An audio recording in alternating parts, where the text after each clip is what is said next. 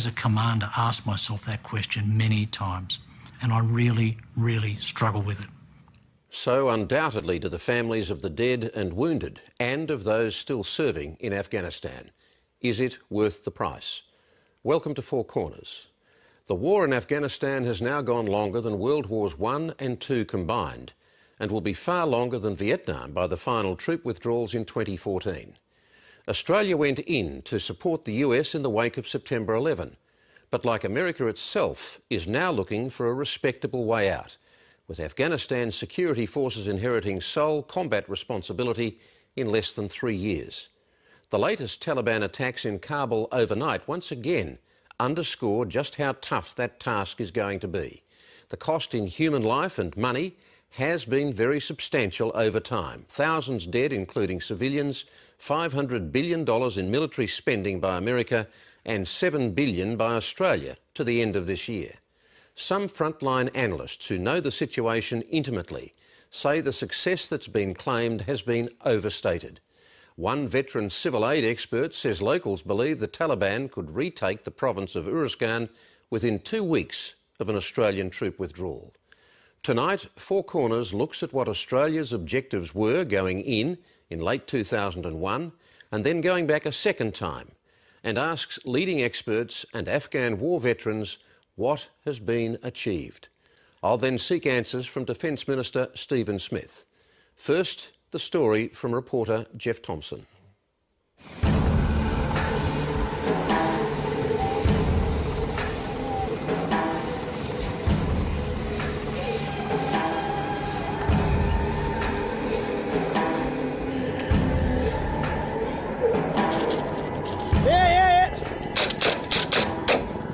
We've got one pinned in this fucking room. Go in that side. Australian troops putting their lives on the line in Afghanistan. Yeah, someone go down low, go in. Just as they do each and every day. Fighting a bloody and expensive war our government rarely wants us to witness. Back! Move! Go! No, that wasn't it. That was. The number of coalition soldiers killed here will soon exceed the near 3,000 civilians who died in the September 11 attacks. 32 of them have been Australians. 5 objectives have been repeatedly stated as the reasons for Australia's war in Afghanistan.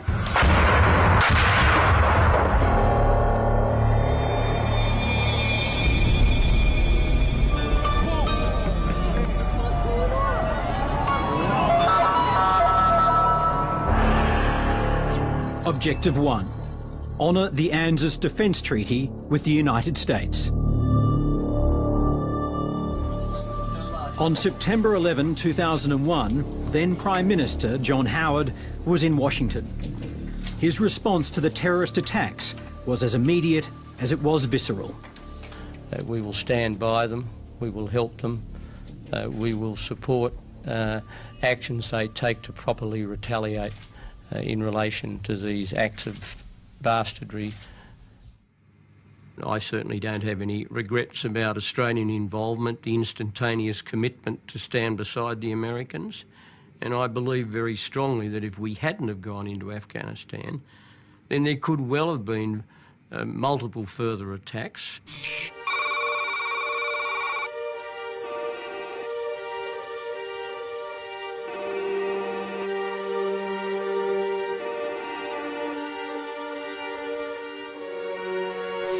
I was making it very plain that we would stand beside the Americans because, given what had happened to them, it was a time for 100% allies, not 70 or 80% allies. And I did see that attack, and I still do, as being an attack on our way of life as much as an attack on the American way of life. And I spoke, I'm sure, at that time for the great bulk of the Australian people. For the first time in its 50-year history, Australia invoked the ANZUS Treaty. Good afternoon. On my orders, the United States military has begun strikes against al-Qaeda terrorist training camps and military installations of the Taliban regime in Afghanistan.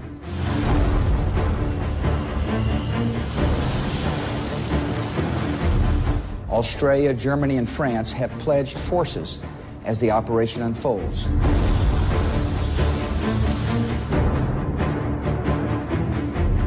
Well, it's always of advantage to this country to have a close alliance with the most powerful democracy in the world, militarily speaking and economically speaking. I think that's self-evident to the Australian people, and there was a time in history when the strength of that alliance was important to Australia's survival, namely in World War II.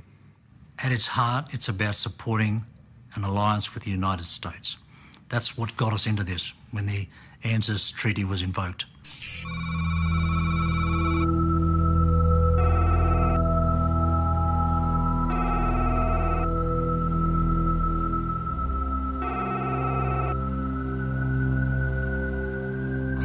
Is it worth it? I, as a commander, asked myself that question many times, and I really, really struggle with it. The only way I can see through this so that I can sleep at night is to differentiate, to say it's not worth it for the lives that you lose. You could never look at any soldier, sailor or airman and say your life's forfeit for some political purpose. That's just unacceptable.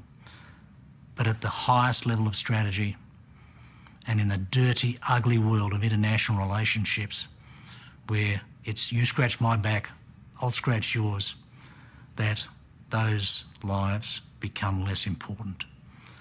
And taking that longer-term view, that hard-nosed, realpolitik view that politicians do and must, it's worth it, but not at the human level.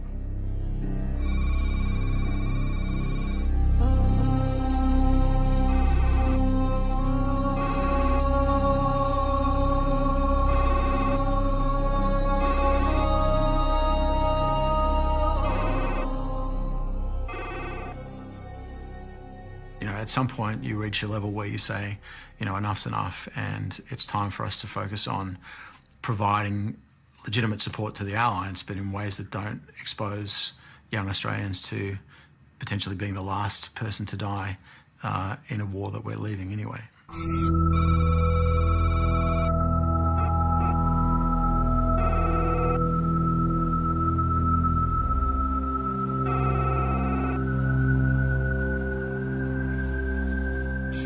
I think it's absolutely clear that Australia has done everything and more that was expected of it. So in terms of supporting and honouring the ANZUS alliance, I think we can be very clear that we've achieved that objective. Objective 2. Deny Al-Qaeda a safe haven in Afghanistan.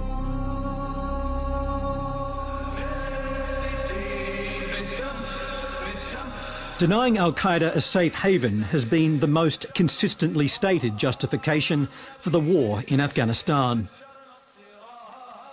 On the morning of September 11th, 2001, I was in the White House attending the senior staff meeting of the National Security Council.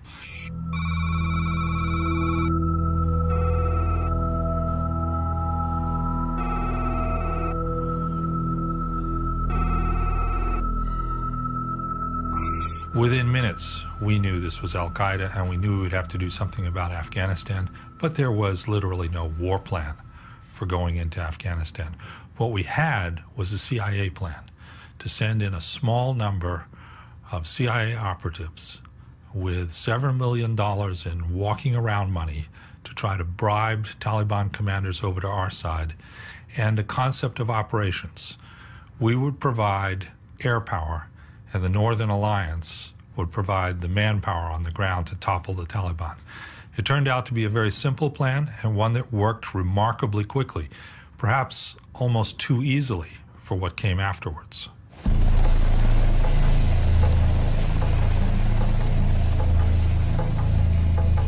From the outset, Australia was part of the hunt for Al-Qaeda.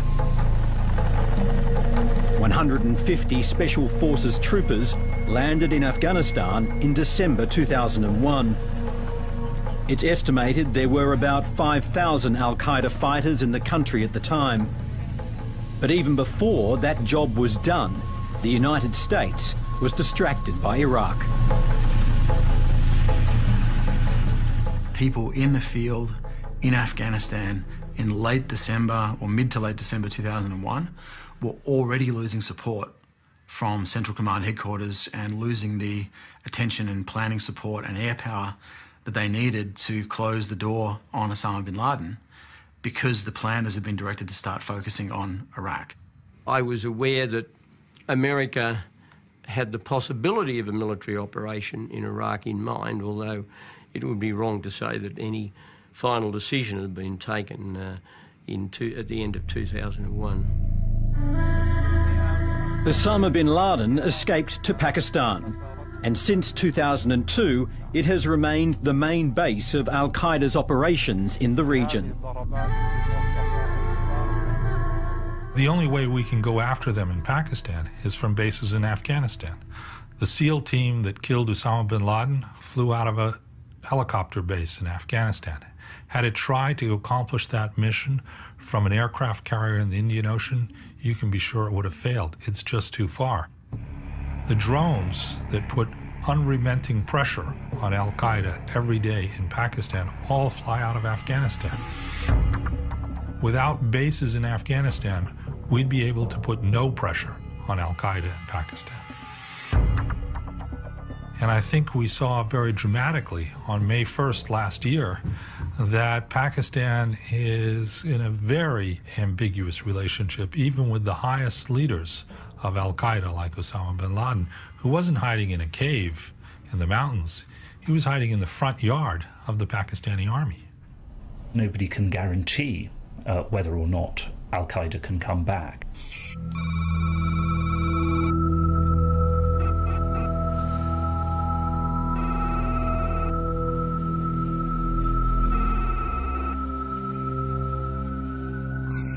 What is in all circumstances going to be a very weak Afghan state will not be able to prevent some al-Qaeda people coming there, basing themselves there, travelling through.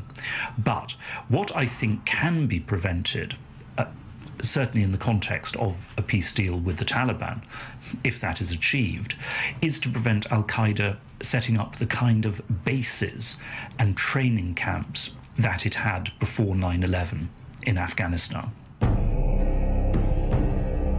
Objective 3, topple the Taliban regime.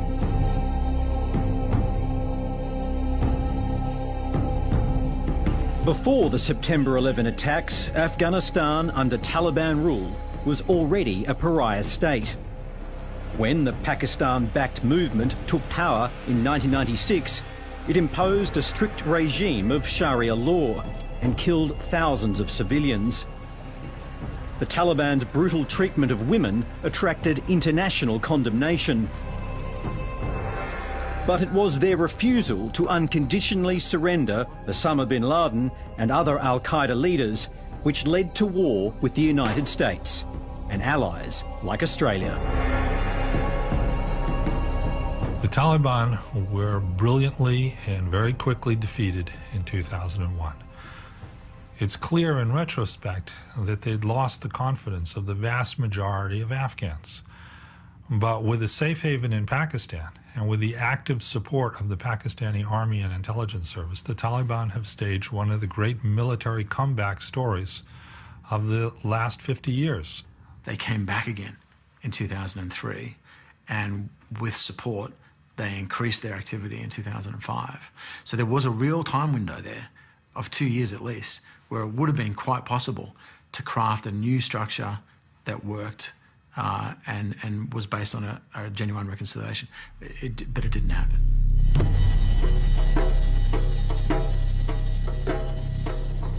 By 2002, so confident was the coalition that the job of defeating the Taliban was done, that Australia withdrew virtually all combat troops from Afghanistan, only to send them back in 2005. I mean, you might argue, well, we should have left them all there, but I can tell you if we'd left them, we had all left all of our forces there, no matter what anybody was saying about Iraq, we'd have been heavily criticised for keeping forces in a country after the immediate objective had been achieved. Bear in mind that the objective was not indefinite occupation.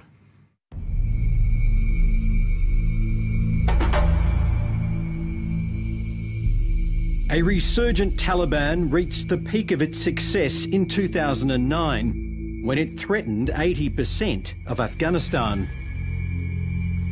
In April of that year, Kevin Rudd announced a 40% increase in Australian troops, bringing the total number on the ground to 1,550, more than 10 times Australia's original commitment in 2001. We can only do, in my view, what we've been asked to do. And from a military commander, when I was there, all I could ask of my soldiers was to do the mission that we've been assigned. Train the Afghan forces in Uruzgan province to the best of our ability. And that's all we can do. We can't solve Afghanistan. Australia can't solve Afghanistan. In America, President Obama bowed to pressure from his Afghanistan generals and agreed to a troop surge of 30,000. These additional American and international troops will allow us to accelerate handing over responsibility to Afghan forces and allow us to begin the transfer of our forces out of Afghanistan. Debate still rages over how effective Obama's Afghanistan surge has been. The Taliban have adopted more of an urban assassination and bombing tactic because they can't operate so freely in the countryside, and as a consequence, you know, there's an improvement in security and stability in the countryside. That said, in the same time frame, the insurgency has gotten worse in the east and has spread to the north and the west. So this is a side effect of not having enough troops to do the job across the country simultaneously. We had to press in one area, and we certainly have reduced Taliban activity there, but they've sort of spread around and moved to other areas as we've done that. At some point, this will fall apart, and if we don't change anything, my assessment is that this will end in a strategic defeat for the United States and the entire coalition.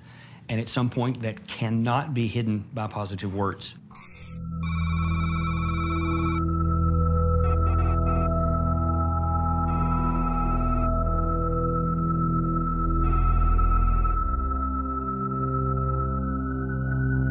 If all of your actual evidence shows that when you leave somewhere, the Taliban immediately comes back in, then what possible rationale could you place to say, but this time when we leave 23,000 in the next 6 months, well, that's going to work, that's going to stay. Or and then, you know, the remainder of the 68,000 by the end of 2014, ostensibly, and all the rest of the NATO forces, upon what do you have to base that that's going to succeed and they're going to stand when they haven't everywhere else? Where are we still there? The problem was that the United States then went on, after 2001, to develop this idea of essentially eliminating the Taliban altogether, excluding the Taliban from Afghanistan. As has become very apparent, that cannot be done. Objective 4. Help the Afghan people through development, education and democracy.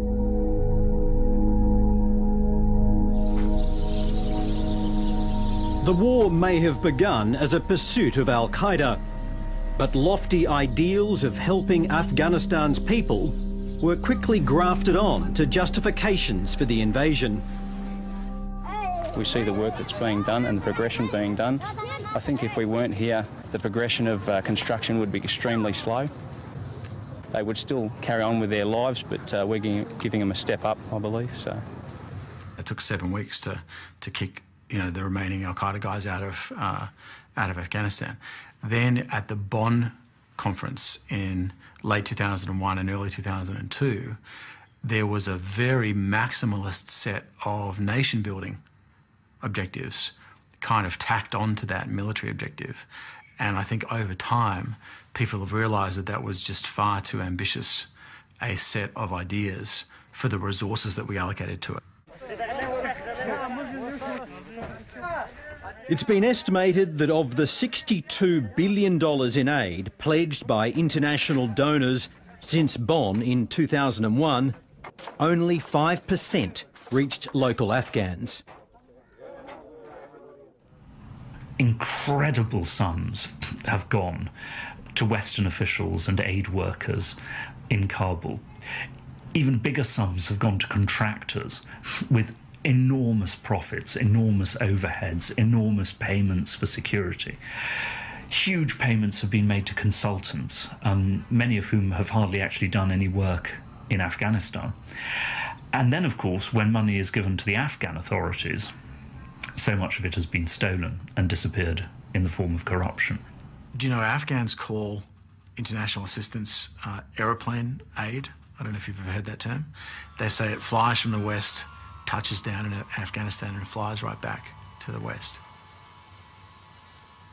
I think it's very true that a lot of the money that's been allocated has been wasted or has actually had a negative effect, because it's created money that's either gone to the enemy or gone to corrupt warlords or corrupt officials who've then used it to oppress or abuse the ordinary population, and it's created instability.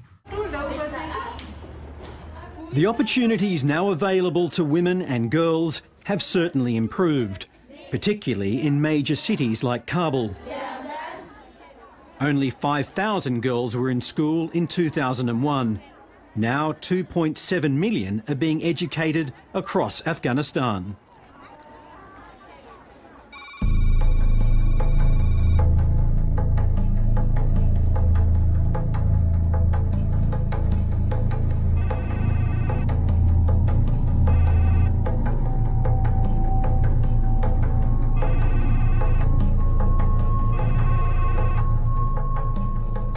Quantitatively, there are much more schools. There's probably from less than 30, now 205. There's madrasas, but most of the gains are for boys.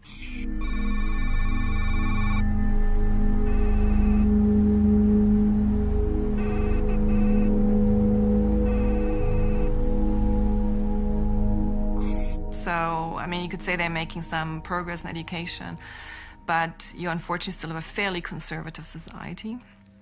And so why things for women have changed, there's a big, big difference between urban and rural centres. Some infrastructure in Afghanistan, like new roads, might be irreversible. But progress in areas such as women's rights and democracy may not survive the departure of most international forces in 2014. There's no doubt that there have been some things succeeded. You know, we've built who knows how many schools. Women have, I mean, they're serving in parliament. They have rights here and there. There's roads built. There has been some infrastructure done, and beyond question, there's some areas, especially in the southern part of the country, where it's more secure now than it was. No question about that. Those are all true statements, but they also, almost none of them matter. Virtually everywhere that we have picked our boots up, and this is open source, this is not classified information, you can read this online, the Taliban immediately comes back in to take over. It's not like we've failed to achieve this worthy objective of democracy. We actually sold the Afghans down the river, in a sense, because we've put in place this very centralised, very controlling government that has no plans to listen to what they want. And I think that's a really significant problem in Afghanistan. It's not like a minor issue that we got to fix. It's the heart of the problem. I mean, I want to see democracy everywhere, but I'm not starry-eyed enough to think you're going to have it flourishing in Afghanistan in 10 years' time. We were never into that. We were always into retaliating and denying the capacity for al-Qaeda to come again, and we were successful in that, very successful. But the ongoing conflict has meant that, very far from being helped, a growing number of ordinary Afghans are paying the ultimate price. Last year, the number of civilian deaths went up for the 5th year in a row.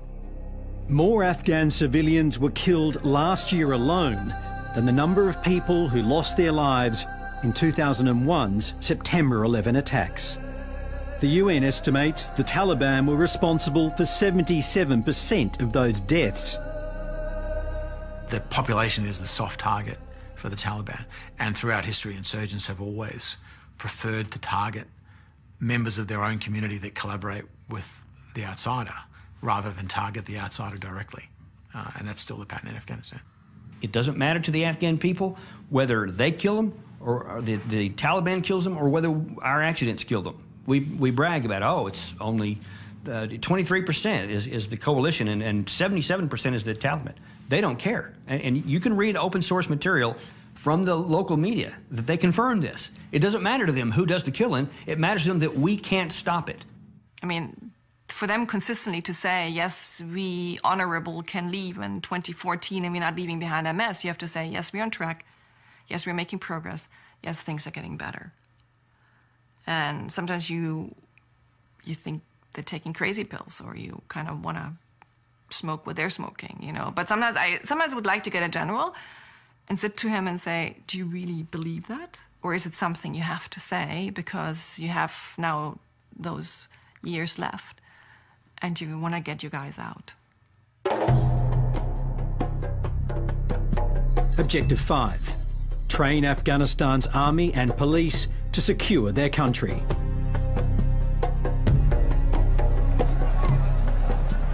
Since President Obama named 2014 as an exit date, the NATO mission has focused on increasing and improving local forces so they can take the lead in securing Afghanistan. The stated goal is to leave behind 195,000 competent Afghan soldiers and 157,000 police. But the challenges are formidable. Afghanistan's army is plagued by corruption, desertion, illiteracy and drug use. The reputation of the police is worse. I think we've made massive progress, but I think we still have a huge way to go. And it's certainly not a done deal that we're going to get to where we need to be by the end of 2014. I'm quite sceptical about that. The goal for us is to train a single brigade. Now, a brigade of the Afghan army is around 2,000, 2,500 people, and it comprises about 4 groups called Kandaks of about 600 or so. And that's essentially the fighting force that we're trying to train up. Now, that force is patchy in terms of its quality and the training it's received. Part of it's going okay. Parts of it have a long way to go. But it is, as an organisation, moving in the right direction. There has been progress, but as late as last October, no Afghan police units and only 1 army battalion were judged by the US Defence Department to be effective without international support. I mean, tell me where the logic is in this. What we have failed to do in 10 full years of war, now into the 11th year, we've already started the return of troops to the tune of 10,000. 23,000 are physically in the process of getting ready to leave. And what we have not been able to do in 10 years, now then we're going to say with a continual bleeding off of troops and the money that goes along with it, the Afghan guys are going to accomplish what they could not do with our presence there without our presence there. Australian Special Forces in Uruzgan have been criticised for working not with government security forces, but the private militia of a local strongman and now police chief, Matiullah Khan. Sometimes the people we deal with are not attractive people. Sometimes they've got to where they are by getting blood on their hands. It would be impossible to find someone in Afghanistan, I would judge, who hasn't got some blood on their hands somewhere if they're in a position of power. We just have to accept that. It's ugly, it's unattractive, it's un-Australian, but that's the way it is. So we need to work with it. You can't say we're pro-government, we're pro-governance, and then you work with groups like that. Suzanne Schmeidel was recently contracted by AusAid to assess local perceptions of Australia's efforts in Uruzgan. She is not optimistic about the province's chances after 2014. A local colleague of mine, you know, when I discussed with him about whether Matiullah would be able to hold, he said that he'd think that the Taliban might be able to retake Uruzgan in 2 weeks after the Australians withdraw. all the evidence suggests that the Afghan security forces will not be strong enough to defeat or contain the Taliban after 2014, the way things are going. There have been so many cases in recent months, both of attacks by Afghan soldiers on Western forces, but also so many cases of rape, extortion, kidnapping, murder by the Afghan police. That isn't to say that the Afghan state will collapse completely, but in my view, without massive Western support, this army will not be capable of holding most of the Pashtun areas against Taliban attack. Australian troops have been attacked by the Afghan forces they are training 3 times now. Incidents known in the military as green-on-blue attacks. There have been about 30 such incidents across the coalition since 2007, resulting in 80 deaths. 75% of them have happened since President Obama announced an exit strategy. The people have thought, well, the international community's leaving, I've got to show that I'm not a collaborator, and the way that I do that is I turn on the international community now to demonstrate that anti-coalition credential while there's still time. And I think that not only explains green on blue, it also explains some of the behaviour we've seen from very senior Afghan leaders, including President Karzai. Hamid Karzai, who is due to step down as president in 2014, has repeatedly flagged his interest in talks with the Taliban he now calls his brothers. 10 years ago, the Taliban were regarded as an enemy barely worth talking to. Now negotiating with them may be the only plausible path to peace. There can be no political solution to this war unless it's an Afghan political solution. We can't have a peace agreement between Brussels and Kandahar. We need to have a peace agreement between Kabul and Kandahar. The very fact that now the Taliban is thinking about talks is a very encouraging one.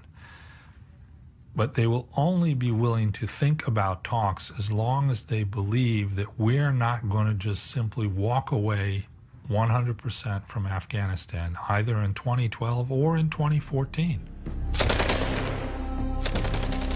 But the Taliban says there can be no settlement unless international forces leave. If the United States is determined to keep military bases and special forces in Afghanistan for a long period after 2014, then yes, that will make a settlement with the Taliban impossible. The Taliban have stated repeatedly that they cannot possibly agree to that. And so, a war soon to become Australia's longest continues with no imminent victory or political solution in sight. We are doing all we can do in the military side, and we're actually doing a pretty good job. But to what end? Where are we heading? And we're not, I don't see the political solution that needs to be in place to allow us to leave in 2014. So that to my mind is the real problem, and it's much bigger and harder to deal with, actually, than the military stuff. To be frank, it's a bit heartbreaking. It has been a bit heartbreaking for me and some of my colleagues and friends to see how potentially a very, very good opportunity and chance in Afghanistan was squandered. If you're just tossing away life, whether Afghan life or American life or Australian life, if there's not some benefit to the coalition, to the country, to the people of Afghanistan, then you've got to ask, why are we doing this? Why are we still doing this? A question that gets harder to answer for public consumption as the years roll by, but still confronts Defence Minister Stephen Smith, who's just come back from Afghanistan and joins me now.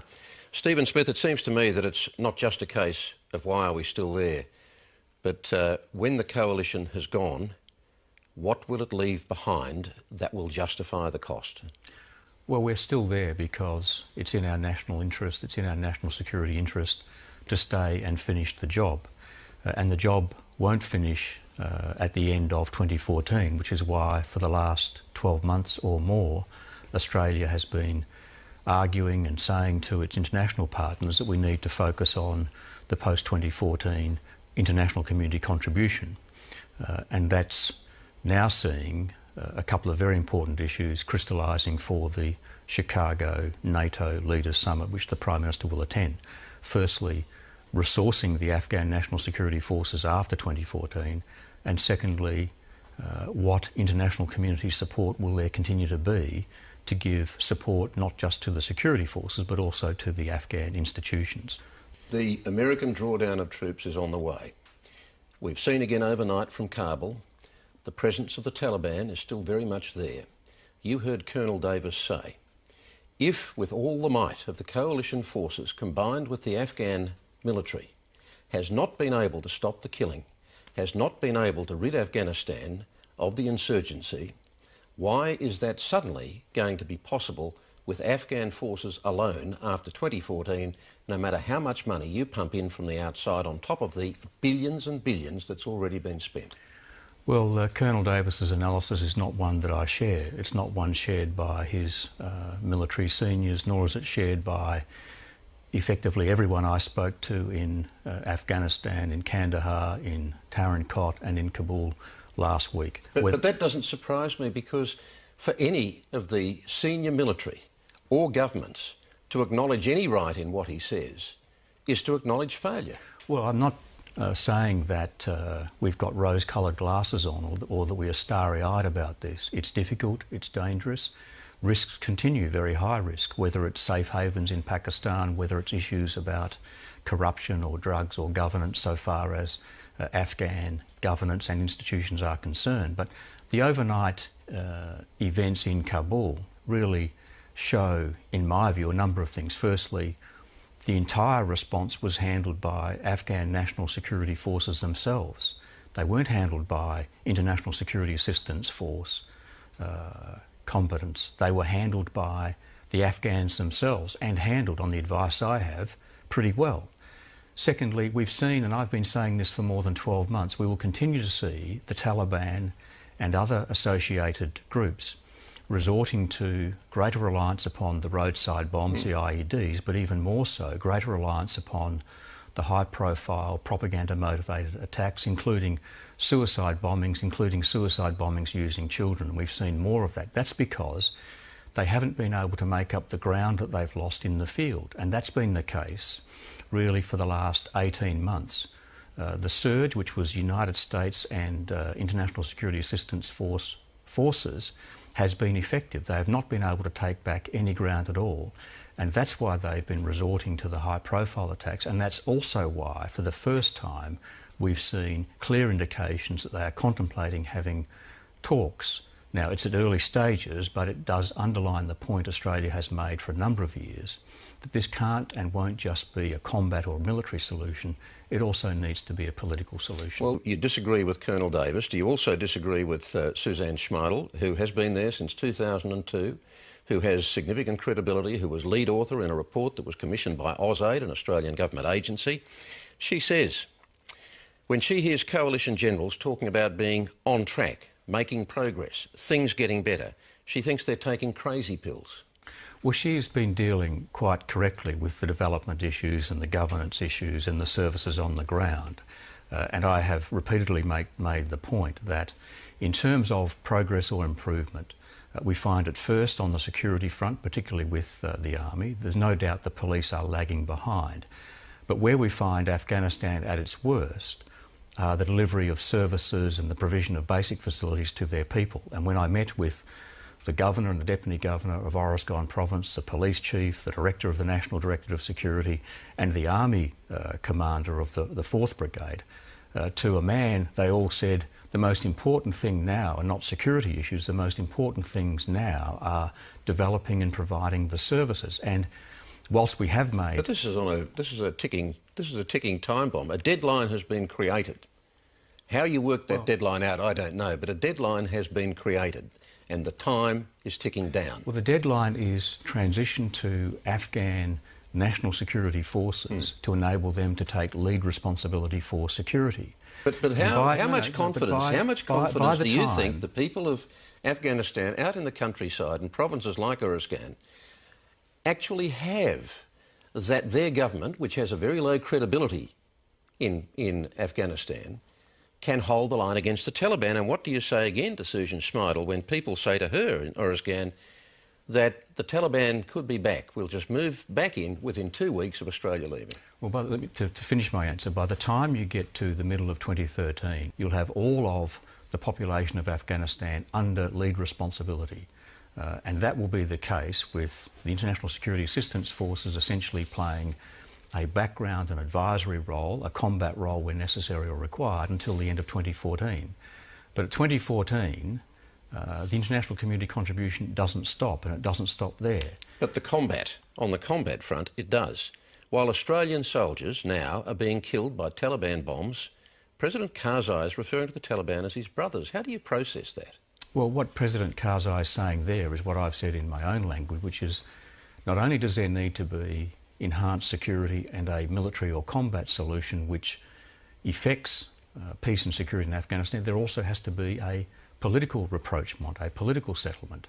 And we're seeing the early signs of what the Afghans describe as reintegration, where fighters on the ground who've been running with the Taliban are now coming to realise that in many instances they're not fighting International Security Assistance Force soldiers from overseas, they're fighting their own countrymen, their own brothers. And Works both ways in a civil war. And they are laying down their arms. Now, the legitimate point which development assistance officers make is that we are coming off a very low base so far as the provision of services is concerned. It's also the case that the further away you are from the population centres, the more difficult it is to control security and the more difficult it is to provide services on the ground, whether you're a development assistance partner like Australia or whether you are a provincial or a central government. But at the same time, you want a local political solution. You're also saying that the international presence is not going away. It's still going to be there, partly in turn. I mean, the Americans are making clear they want to maintain bases of some description there because they want to continue to drop bombs on insurgency targets, whether it's extremist Taliban or whether it's Al-Qaeda, in Pakistan, which they say they can't do unless they maintain a base there. The Taliban say no political settlement until all foreign presence is gone. So the longer you stay, in their terms, the longer you put off any real solution. Well, two things. Firstly, any political solution can only be an Afghan-led political solution. It can only be brought about by the Afghan government speaking to other parties, including the Taliban. And the establishment of the Qatar office of the Taliban is a very early sign that the Taliban may well be interested in going down that road. They'll only do that if they believe two things. If they believe they can't win militarily and they've made no ground up in the field for effectively 18 months, and if they also believe the international community there is there for the long haul. And that's why it's been so important for Afghanistan to enter into long-term strategic partnerships with NATO. It will effect one with the United States. It's effecting long-term strategic partnerships with India, with Germany, with France. Even in retirement, General Cantwell still clearly lives with the anguish of seeing his soldiers die. And clearly he's still struggling to justify it. Do you struggle to justify continuing to put Australian lives on the line for what so many see, including frontline experts, as a dubious outcome? Well, every time, Kerry, there's a fatality, it sends a shockwave through ministers, it sends a shockwave through chiefs of services and chiefs of defence forces, it sends a shockwave through the service itself. But look, I don't want to be, and I'm not being a cynic on this, but we've seen spin related to war in a big way, really, since Vietnam. You have to say these things. You have to say these things. But do you really struggle for what I've said, according to many experts, is a dubious outcome? That's my emphasis, dubious outcome. I am absolutely of the view that we are there and continue to be there in our national security interests, that we can't allow Afghanistan to again become a breeding ground for international terrorism. As we speak, Umar Patek is being tried in Indonesia. He was the bloke who built the Bali bomb. He was trained in Afghanistan. We can't allow this to occur again because Australian citizens will be at risk. But Pakistan is the new breeding ground. What are you going to do, invade Pakistan eventually? Well, Pakistan is one of the very significant issues and problems that we have. You can do one of two things with Pakistan. You can continue to engage, as we do strongly, as the United States continues to do, despite while dropping bombs from drones, or ignore it. Pakistan is a significant and complex nation, and it can't be ignored, and we engage with Pakistan as effectively as we can. But, Kerry, when I speak to my defence ministerial colleagues, they suffer the same array and range of emotions that I do in the face of fatalities. When I ring my US counterpart, my New Zealand counterpart, my UK counterpart, in the face of fatalities on their side, they all suffer the same emotions. But in the end, governments make decisions to protect and defend the national security interests of their nation. And we very strongly believe that when we went in there, it was the right thing to do. We continue to believe that, not just because we're there with the United States, we are there under a United Nations mandate, as we've been for a decade, with 50 other countries serving the international community's national security interests. And that's why it's the right thing to do, and that's why the 32 families who grieve on a daily basis are not doing that grieving in vain. Stephen Smith, thanks for talking with us. Thanks, Kerry. Thanks very much.